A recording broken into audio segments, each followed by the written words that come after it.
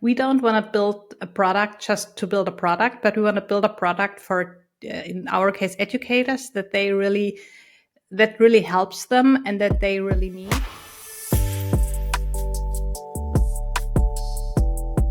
Hey everyone, thank you for joining. Today is another episode of The Business of Education, and I'm your host, Kyle Wallgren. Today we are excited to chat with somebody who's making a huge impact in the world of education. Her name is Diana Knodel.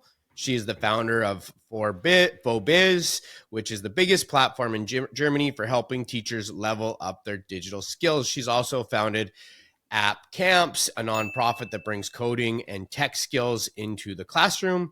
Diana's passion for education and tech shines through in everything she does, from writing code books from children to helping teachers embrace AI. Diana, welcome to the show.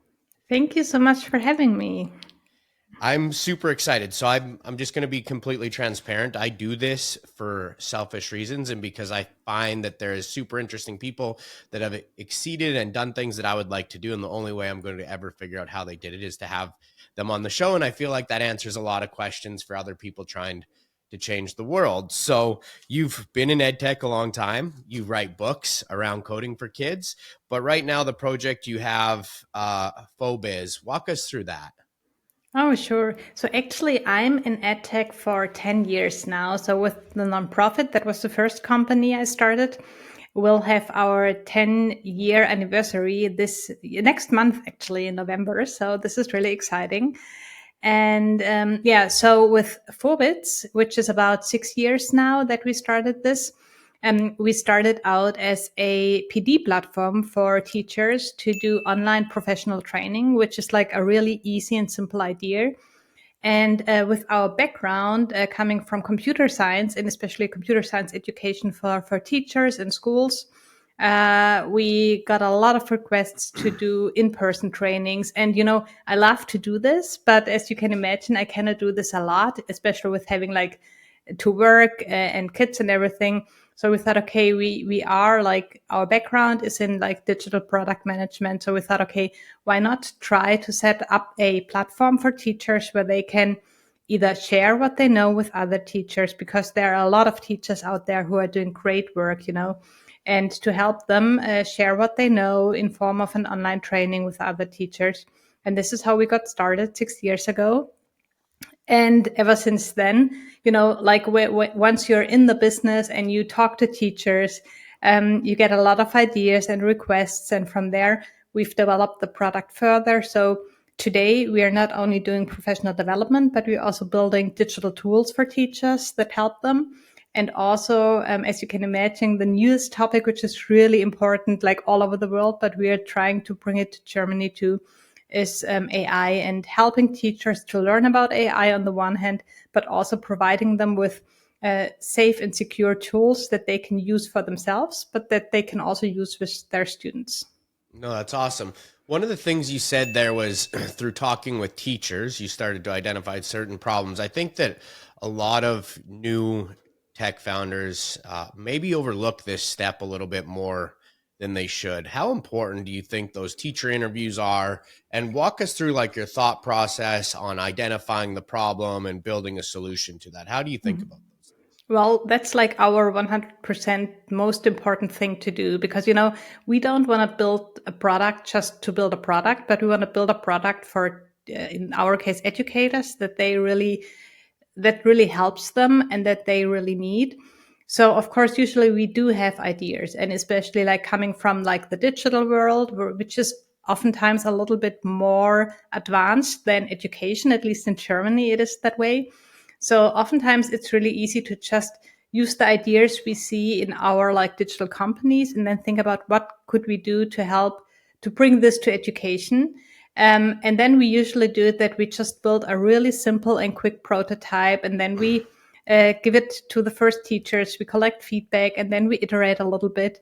And this is usually how we work and how really good products are created. And educators really like what we do. So that's the reason why we have more than 50% of German educators using our products. Yeah, it says that Fobizz is the largest professional development platform for teachers in Germany. So one of the things that I'm interested to learn about is, obviously the way I'm understanding your product is it's an online professional development tool. I'm sure you saw a giant growth period, especially through COVID. How are you seeing adoption after COVID and maybe like Zoom burnout from educators? How are you seeing that, and how are you addressing those changes? And do you So think that's it's a a real thing? yeah, that's a really great question. So, yeah, we've been out there before COVID, but then through COVID, of course, like you said, we had a huge impact, and like we saw a huge growth. And we didn't know what would happen afterwards, but actually, ever since, we are still growing. So we just recently hit like 500,000 teachers who are using our products, German-speaking teachers so far. I mean, we just started with our English-speaking product, which is exciting too, but mostly focusing on German markets in the past years. We really reached a lot of educators and teachers. So and we still see growth. And I think in Germany, we have, on the one hand, we have a pretty good educational system. Everything is free. You can go to university. You could even get like funding to go to university if your parents don't have too much money and everything. So this is the part I really like. But on the other hand, when it comes to digital topics or in general, like even Wi-Fi in schools, we just had this big fund from the German government to actually bring Wi-Fi into schools. Oh, wow. And yeah, I know, this is like 2024. And so we have a lot of topics we need to discuss in the German educational landscape. So that's why we still see a lot of growth, because like the basis was so low in a lot of places that there's still a lot of potential for further growth in within Germany. So early on, were you seeing your early adopters, find out about the product, maybe via word of mouth or however you guys were doing your marketing, but then go home to really learn how to utilize it? Or how are they implementing it into their daily lives? How are you getting them to get traction? Mm-hmm. So it is actually like probably 90% word of mouth, because in Germany we cannot do any like marketing through search engines or social media. This is just not possible to do if you're working with schools. You're not allowed to do it. So we always need to be creative. So our focus was always to create a really good product that educators would really like. And so they're telling their colleagues, they're telling their friends, and this is how we usually grow. And so we have different approaches. So on the one hand, you as a single individual teacher, you can just use it. You can learn. You can use the tools. You can use the AI. But mostly we are selling to either schools or districts, or in Germany we have like 16 states, and we even sold to several states already. So and then once the teachers are using it, for example, in their school, they sometimes have like those learning days where all of them come together and learn or create AI material together. And then, of course, once they learn about what they can do with our AI tools and how it saves them time, it's a tool they can use in their daily work pretty much. And this is what we're trying to do and trying to support them. Yeah, so AI is new. I'm more familiar with the adoption rates in the United States. But how is the government allowing you guys to use AI? How are the schools adopting it? What are you seeing your schools being excited for? And what do you think maybe some of the challenges are going to be? And I know there's a lot there, so just unpack what you feel you want to. So I think the adoption rates is probably similar to the US, I would assume. So, and that we don't have numbers over all educators. There are individual surveys like in different states and different teacher groups. And we usually see that about like at least 50% are using it somewhat. That was like numbers that have been a couple of months have been published ago. So it's but on the one hand, we like with Fobizz, we see that there's a huge interest in the topic of AI. On the one hand, when it comes to trainings. So most of the trainings that teachers are doing today on our platform are about AI, not only. So we have topics like in all areas, but we see a lot of interest in the topic of AI. And that's the same for schools or even for the states. Then, like in the US, we have like 16 states. In the US, we have even more. And every state government is in charge for education. So they handle it differently. So actually, like out of the 16 states, we sold our AI license to 2 states. So they're actually providing the AI license to all educators, which is great, I think. And then different other states are sometimes trying to build their own AI tools for teachers. But all of them actually just released a statement, and they say that it is really important to deal with AI, to use AI, to make sure it's a topic in school. And they are even saying, okay, we need to make sure that every student has equal access to AI tools. That's what they're saying. So currently, everyone is waiting for what are they actually doing. But at least, and I think this is great that all of them, all 16 states came together, all the ministries of education, and that they said, okay, we take this seriously. This is going to stay, and we need to make sure to bring this into schools. It's interesting that you're getting so much adoption. I feel like, when I talk to people outside of the country of the United States, or let's say North America, I think is a better example of it. I feel like they prioritize growth and education a lot better than what we do here in North America. For me, I don't know if it's like fear of replacement or fear of, I really don't even know what it is, but I don't feel like we get the adoption or buy-in from the upper levels on AI as much as other countries do. And, a lot more of the AI is developed in places like here or China. It's not like Germany is listed as one of the top AI producing countries in the world, but it sounds like that they have a better rate of adoption.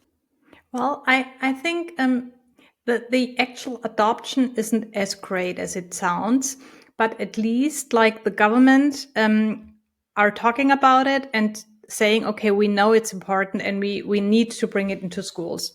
But it's currently not in schools yet, but it will hopefully be soon available to every educator and to every student. And this is what they say. But I think if we look at actually high school students using AI, we see a high adoption rate in Germany. I think it's probably half a year ago, but the number said that about 75% of high school students age 14 and older have been using AI and ChatGPT and whatever. So we see the adoption and we know that students are using it. So I think everyone understands that it is really important to make sure to bring it into schools to also learn about AI, like all the benefits we have, but also the risks. And this is something we really need to make sure to make this a topic in school and that students understand what AI means besides like getting easy texts or help with homework, that it also has like sites we are not so happy about, like thinking about fake news or like images and stuff like that. Yeah, I definitely find myself asking even my wife will look at a picture and be like, do you think that's real? So that was Yes. never something that we really asked before, but now we find ourselves asking it quite often. Do you think that's real? So it does create a lot of doubt in what you're seeing. And I guess maybe that's working for the media because they don't want you to believe what you see or hear with your own eyes anymore. At least that's the way it is in the United States. But what's some of the biggest pushback you're getting with the idea of putting AI into schools? Where are their biggest concerns? I think one concern is data privacy. And, in Europe and especially in Germany, we take data privacy very seriously. So we do have GDPR, and which I think is good. We of course want to make sure to have a good how to say, like, we want to make sure to save the data of students and educators and everyone. So this is really important. But sometimes data privacy is being used in order to hold back, for example, EdTech companies. If like especially states or the government does not want any private company to enter the educational market. So this is something we see, which is sometimes a little bit hard on the one hand. And then, of course, I said we see a huge interest in AI among educators.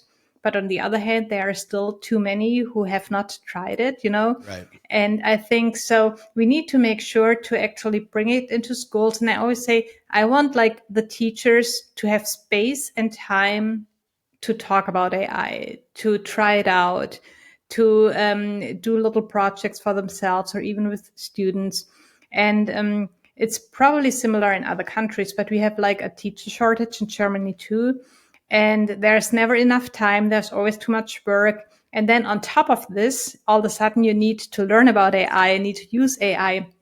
And if we make sure to do it the right way, I think in the end we can actually save time, teachers' time, especially with all this administration and organization and preparing and everything. And then they have more time for other things that might be more important. But I think this is one issue, that there are so many topics in schools at the moment. And then on top of this, we have AI, and that some say, okay, I just don't have time and I just cannot handle this at the moment. No, that makes so much sense. You said something that I think about all the time is how we can use this to save teachers time. Where do you prioritize that in your list of things when asking yourself, is this product going to help somebody that I'm building? How do you prioritize time in that whole list of priorities while building a product for teachers? I don't think I can give it like a certain rank or so, but of course, everything we do is to support teachers. It could be about like that they feel more confident using digital tools in the classroom or even using AI in the classroom. But of course, it can also be about saving time. So we do a lot of like workshops and webinars and courses in general about AI. And when we ask teachers about if you have one product you could wish for, what would it be? Like which job of the like thousands of jobs you do would you like to outsource to an AI? What do you think? What is it? No, that's a What's your great guess, question. Kyle? What I guess? Oh Yes. man. Maybe grading papers. Yes, absolutely. So they really like they like that takes so much time. So if they can save time, this is something they would like to outsource, like grading papers, which I think makes totally sense in a lot of cases. On the other hand, with the EU AI Act, this is something that is really critical and which is probably in the high risk area. So you really need to make sure if you support teachers in grading papers, for example, you need to make sure to have certain criteria. And in the end, the teacher always needs to be the one who does the final grading. You can support teachers in the preparation of the grading, but the final grading has to be done by a human. Yeah, I don't think AI is going to really be able to pinpoint critical thinking just as of yet, but I think that's something that teachers are still going to be able to have a huge role in, is the critical thinking aspect. And I do, like I said at the beginning of the show, I do this podcast because I'm in the EdTech markets and I want to understand how to build a better product for the teachers that we work with. So getting to talk with people with you who've built, one of the largest EdTech companies in the country of Germany really brings a better vision to what I'm trying to do. And we look at things, and one of the things that we identified was like, how do we give more time back to teachers? What are some things we can take off their plate to automate with AI? And it is around, testing and evaluations that our reading software focuses on. It's one of the things that we can give back. And it's a lot of time, you know what I mean? And I think that teachers should be able to spend the time focusing on, like you said, the things that can help their students the most. And, is it analyzing a reading test? It's probably things in their day that they could prioritize over that. So we do look at those things consistently to see how we can build better products around there. But in a world now where there's so many products, everybody and their dog, it has some sort of app. How do you stand out in a crowded room? What are some things that you look at? I think like what I said earlier is that we are really focusing educators and their needs. And I always say we are something like like software building company for educators. Mm-hmm. We try to listen, we talk to them a lot, and we are actually getting a lot of requests and wishes from teachers what we could do in the future. So I think this is what makes us special on the one hand. And then on the other hand, like they can actually call us and write us emails and they get answers within a short amount of time. And this is something they usually don't have and they don't know Right. so that they have a number they can call if they have a question, And this is just like really focusing on the needs of educators. And this is what we always did and what probably makes us special. No, I agree with that 100%. Talking to a real person, even though we're in the world of AI, is still super important. And I can't stress that enough. You've written multiple children's books around coding. Clearly, you think that technology is going to play a huge role in our children's future. What is some of the things you're preparing young children to learn for with the direction you're going with your books? Mm-hmm. So I think coding is a great skill when it comes to like creativity. If you're able to code, you can build digital products. Like you can. That's what I did. I have a background in computer science, and with the skills I had, I was able to build two companies without needing a lot of money. I don't need to build a company. I don't need a lot of things, just like my brain and my skills. And I think with coding, you also learn about like problem solving. It's very creative. And actually, it's a lot of teamwork too. And I think it's a good skill for everyone to have. And not everyone needs to become a like computer scientist or programmer later. But I think it helps you in so many areas of work in the future, and that's why I think it's a great thing to do. And also, I don't know, like a lot of people who actually are coders. I don't know if you're able to code yourself, but No. like being in the flow and like just um, like trying to solve the problem, and it's like analytical thinking, it's creativity, it's critical thinking, it's so many important competencies you can teach with coding that I think it's really great to learn about it and to learn about it in a fun way also. I personally can't code that, and like that's another reason why I'd have no background, or I guess I do now, but I had no background in technology until about 4 years ago at all. I used it, I sent text messages and emails periodically, played video games on my iPhone, but I wasn't, savvy at all in the technical aspect of what society depends on today. So I have focused on it and I have brought it, a light on it to my kids, because I truly believe that you're going to have a better understanding in 10 years than what you have today. A lot of our assembly line jobs are going to be replaced by robots. We saw Elon Musk roll out the Optimus robots, the other day with the self-driving taxis and buses. So a lot of those physical positions, I think, are going to be replaced in the future with AI and robots and so on and so forth. So to be able to build those things is going to be important. That being said, you've supported technology for a long time. Prior to this business you have now, you still have another company called AppCamps, a nonprofit that we briefly touched on. Why don't you shed a light on that a little bit? Because I think that's important for our audience to hear about. So with AppCamps, this is probably, I studied computer science without learning about computer science in high school. And I know this is very uncommon to go this path. And when I was studying computer science and I learned about coding and the skills you learn, I thought this is such a great field to be in. And it's so sad to have so few girls in this area. And this is when I started to offer, it was called the App Summer Camp. So it was just the idea to invite girls and teach them about coding and app programming. And this is what we did. And then we got a lot of requests to do more and more. And this is how the idea, was created to actually build a nonprofit around this. And again, like we can do only so many workshops and reach only so many students. And although I really like to work with kids, we thought, okay, how can we make sure to scale this? And then we said, okay, we also want to reach those students who do not come to the extracurricular workshops and to the summer programs. So we actually need to make sure that teachers are teaching this in school.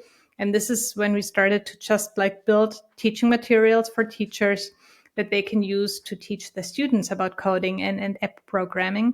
And this is how AppCamps was started, like I said, 10 years ago. And now I think we also reach probably 500,000 of students each year through the teachers, which I think is great. And here again, we support the teachers that they can do their job, and they get everything from us they need in order to teach those topics. And it's not only about like coding; it's also a little bit about AI today, and it's in general about data literacy and all these important topics we need to make sure students learn about, because it's like really important for students to be prepared for the world, the technology driven world in the future. No, I agree with you 100%. Technology is changing weekly, daily, and it's always moving. So to stay up to date the best we can is super important. So we appreciate you doing that. One of the things I always ask at the end of the show, and I think you've mentioned it, word of mouth has helped you build your businesses over and over again. How important is your network? And maybe to a young entrepreneur or a young founder, how would you recommend they leverage their network and utilize it for them to be able to build products like yourself? Mm-hmm. So I think like I would differentiate. So on the one hand, it's like growing our audience, our user base in Fobizz, which is educators and teachers. And this is something different than like my own network as a founder. So I think like having a network of other founders, of entrepreneurs, and especially female entrepreneurs is really helpful for me, just so I can like talk about ideas, about problems. And I'm a big fan of like a network and also building networks of like-minded people. And also like, we always need to find great people to work with us. And through the networks I joined, and sometimes I even created in the past about women in tech, for example, it's just a great source of like building trust and meeting people. And when you need someone for whatever reason, it's great to have this network. So I would encourage every founder and in general everyone to use the power of networks and to be active, And on the one hand, you get a lot back from the networks, but you can also share with the networks. And this is, I think, a great thing to do. No, that's awesome. I appreciate that. One of the things that you said though in the middle of it was that you have two separate networks, one for growing your audience with educators and then one for growing your audience with entrepreneurs, like-minded people. What are some of the creative things you do to expand your network in the education field that maybe another entrepreneur overlooked? I'll give you an example. I interviewed a lady the other day, and while she was building her product, her MVP, she was getting education journalists to pilot the project or the app for her with their kids. It's a app for kids. So when it was ready to launch, she had already assembled a whole journalist army to write about and rave about her product. And I just thought that was so off the wall and so smart, right? To build an audience and then them willingly want to tell people about it after the product was built. What's something that you've done that might be unique to the way you've grown your product, if you care to share? Okay. So I think we have one tool that is probably our most powerful tool in order to reach new educators and also to make existing educators really happy. And it's our advent calendar. So in Germany, we have the tradition that like in December, you have like from December 1st till December 24th, you get a small, whatever, like little gift every day. It's usually for children. But we used this product and said, okay, in December, from December 1st till 24th, you get one small piece of advice, or you learn about a digital tool, or we have like a really interesting person to talk to you through a video. And so they have this little mini training every day for, let's say, 5 to 10 minutes, and they learn about something they might have not known before. And this is something that teachers really like. It's always free. And then we send them like just something they can print out and put on the walls in the teacher room or in their schools, and they just send it to other people. And so we have about like 50,000 educators every year who are doing this. Oh, wow. And this year, so we're aiming for a lot more. So let's see how many we will reach this year. But this is something, and I remember when we first started this, we had the idea in end of November, and then we said, okay, we need to do this. So every day we were preparing, like, what can we put in the calendar? What do? We uploaded the video late at night, and then we published it in the morning and everything. And if we were too late or we forgot to publish it, we got a lot of emails. Hey, what's going on the calendar? We are missing the daily input from you. And this is just something, when we started this, we had no idea that it would be such a great tool to make our users happy and to reach new users. That's so awesome. But this is something, I mean, it works well in Germany because we have the tradition of the Advent calendar. I don't know if it would work in another country. And then there's one more thing. In Germany, usually every school and every school team has 1 or 2 or 3 days every year where they need to do training together. And for them, we just offered, if you're doing this, you can just use our product for this day for free for everyone. And then if you like it and you think this is something that helps your team, you can think about a license afterwards. And since you and this is just like things you need to come up with, but it's always very specific to your product and to your target group. But these are the things that probably helped us a lot. No, that's great. Those are awesome ideas. I love them. I grew up with an Advent calendar. My kids still use Advent calendars. I don't know if the rest of America does, but my household does anyways. Oh, that's great. So we do pass that tradition on, and I think they just like the chocolate that they get out of the little buttons. But and you know works. What? I just learned this recently. The Advent calendar was invented in Hamburg and actually in the part of the city our office is at. Oh, that's so cool. I know, isn't it? Yeah. So it's just a great tradition to carry on. That's so neat. Well, Diana, I had a blast talking to you, learning from you, and I'm going to reach out again. My team will be reaching out to keep you up to date with the content and everything we have. But if somebody wanted to get a hold of you, how would they go about doing that? And how do they find out a little bit more about your product? So you can find me on LinkedIn, Diana Knodel. Maybe I don't know if you have show notes. You can put my link in the show notes. We'll share your guys' links and website and everything. And that's probably easiest, or otherwise Diana@Fobizz.com via email. And I can also share our website. It's Fobizz.com, and there you find everything you need. And you can always reach out to me. I'm happy to hear from you. We will make sure to post all your links on the show notes, on YouTube, on LinkedIn, and everywhere else people follow. So we're excited to tell your story, share your story, and hopefully it helps other people jump in the education space and change the lives of children and teachers, locally and around the world. So thank you, Diana, so much for coming on the show. And I look forward to talking to you again. Thank you so much, Kyle. Talk soon.